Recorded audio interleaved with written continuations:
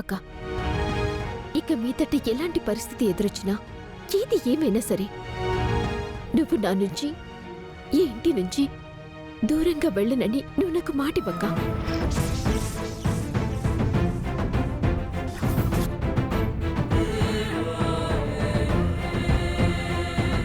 ఏంటక్క ఆలోచిస్తున్నావు?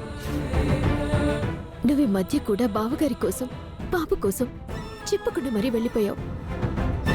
ఆ రోజు కూడా మేము చాలా బాధపడ్డాము.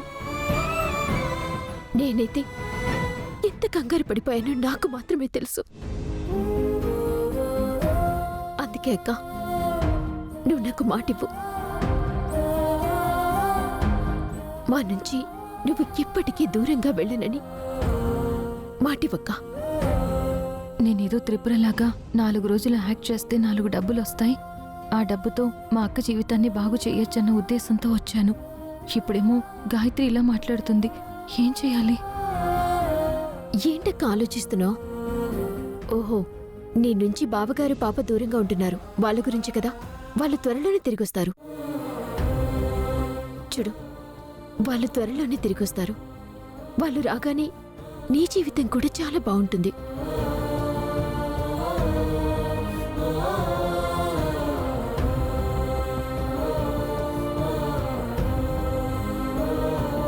అక్క, నీ దగ్గరుండే చనువుతో, నీ మీదున్న ప్రేమతో నా చేయిపై నీ చేయి కలుపుతున్నాను. అంటే నువ్వు నాకు మాటిచ్చేసినట్టే అక్క. ఇక మీదట ఎప్పుడు నువ్వు మా నుంచి దూరంగా వెళ్ళకూడదు.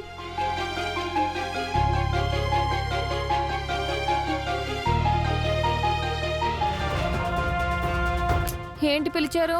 అది కాదే, నువ్వు వచ్చింది ఎవరు పనిచేయడం కోసం? ఇక్కడ చేస్తున్న పనులేంటి?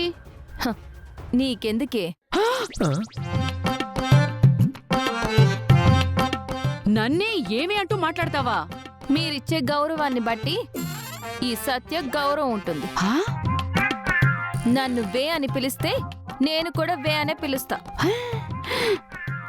నన్ను మర్యాదగా పిలిస్తే నేను మర్యాదగా పిలుస్తా. నువ్వు గాయత్రికి ఎందుకు సపోర్ట్ చేస్తున్నావు?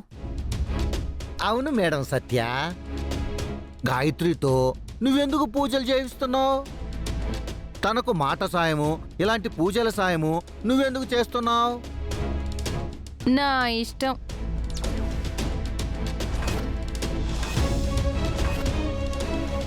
నీ ఇష్టం ఏంటి? నీ ఇష్టం. నువ్వు ఇంటికొచ్చింది మాకు హెల్ప్ చేయడానికి, ఆ గాయత్రికి సపోర్ట్ చేయడానికి కాదు. నేను ఇక్కడికి వచ్చింది మీకు సహాయం చేయడానికే, ఒప్పుకుంటాను. ఆ పనిలోనే నేను ఉన్నాను. ఈ మధ్యలో నేను ఎవరికి సపోర్ట్ చేయాలో, ఎవరికి సాయం చేయాలో మీరు చెప్పక్కర్లేదు. నాకు నచ్చిన వాళ్ళకి నాకు నచ్చినట్టు చేస్తాను.